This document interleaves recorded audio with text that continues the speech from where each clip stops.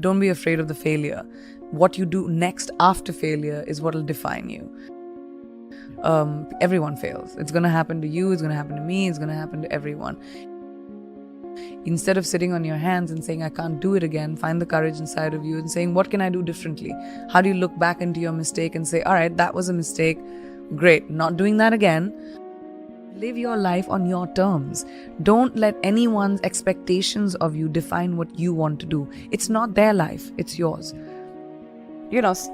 Life throws stuff at you, and there are times when everything feels like you're never going to be able to get out of it, like it's quicksand. Every day you're being pulled down, or every moment you can't even see a sliver of hope. And we've all been through phases of our lives where that has happened. If you sit, and you should sit and mourn what you're feeling. I really believe in not pushing things under the rug. I believe in actually talking about it.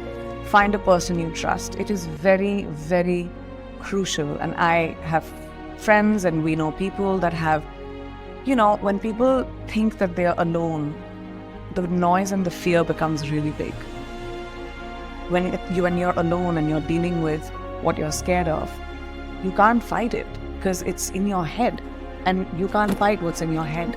But when you talk about it to someone you trust, whether it's your family member, whether it's a loved one, whether it's a therapist, whatever, somehow the power goes away from it. It doesn't matter if your life is long or not. It matters if it's big.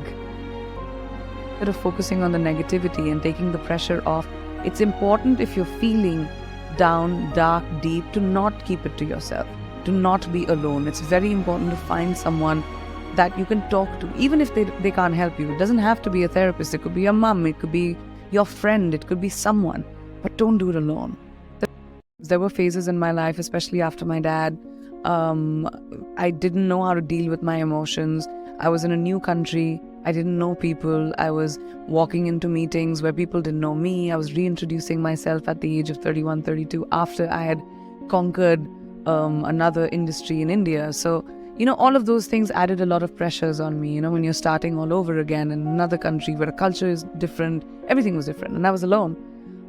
So it took a big toll on me at that point, and I don't know if I can clinically say I was depressed or not, but I really felt like I was. I tried to go to therapists, but because I didn't have the consistency of time, I didn't follow through. So I kind of logified with myself. I'm someone who talks to myself, and I think about things, whether it's in my dreams or whether it's when I'm awake. I talk to myself about how I'm feeling and how I can overcome it, especially when you have something that you're mentally feeling like you can't move on from. You have to find support. You have to find someone you can rely on. I relied a lot on my friends at that point. I chose, instead of being alone and dealing with it alone, I would go out, seek out people that actually care about me.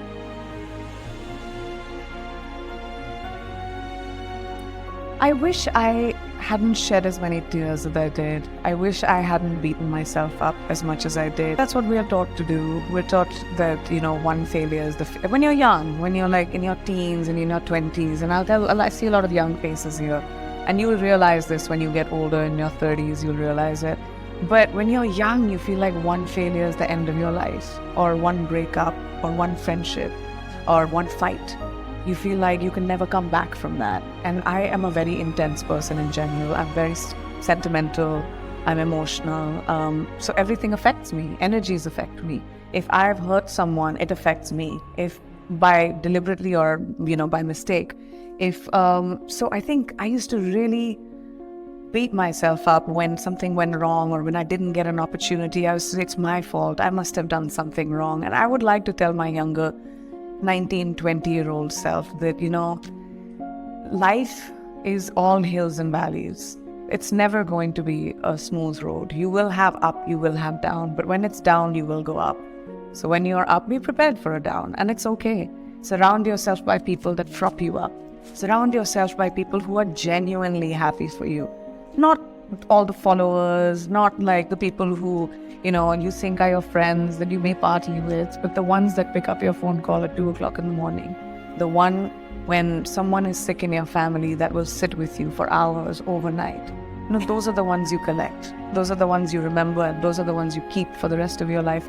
That's the biggest riches in the world.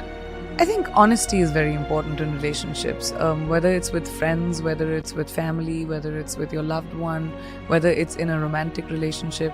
I think being real to what you really are feeling is very important. And a lot of people don't have the guts to do that because we are always pretending to be a certain way so that we can maintain a relationship. But I think the healthiest relationships happen when you have the ability to call out someone and say, well, that's not right, or I don't feel a certain way, and you're wrong, or you're right, and to be able to talk about it. It takes taking that cloak of being careful about your emotions off, but that's very important. Yeah. The one thing I would definitely say is there's no do or die in this world. Nothing is important enough for you to take so much pressure that it defines your life. You have to be like water. Learn to be like water, adaptable, fit into any vessel, have a sense of calm, have a sense of patience. But ambition is extremely important. And I don't just say this to girls, I say this to boys and girls. Just everyone who wants to be able to have a purpose in life, have an ambition, have the guts to find your glory. It's extremely important to have guts, to have conviction, to be able to say that, this is what I want and I want to achieve it.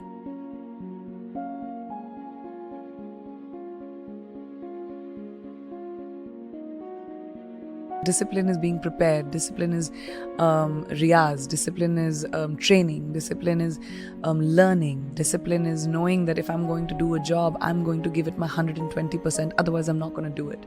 Because when it comes to the military, even one mistake can cause a big butterfly effect. I was very lucky to have an upbringing where my parents gave me a sense of self, where I was given the ability to make my own choices.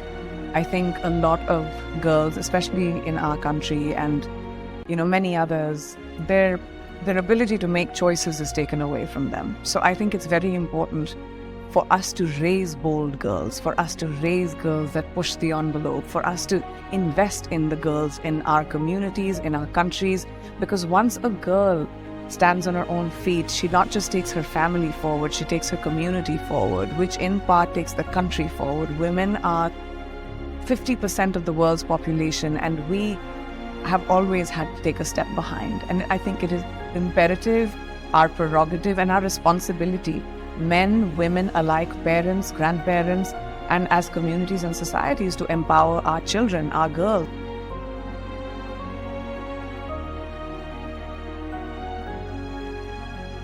You are defined by, every time you're defined by what you do next, not what you left behind. How am I going to top that? Or what am I going to do that's going to be different? Might not be the same thing, because there's no point of doing the same thing over again. I try not to do the same thing over again. You have to take risks. Risks are so important in evolution. Playing it safe, yeah, you can have an existence, but you'll never be someone who's a trailblazer.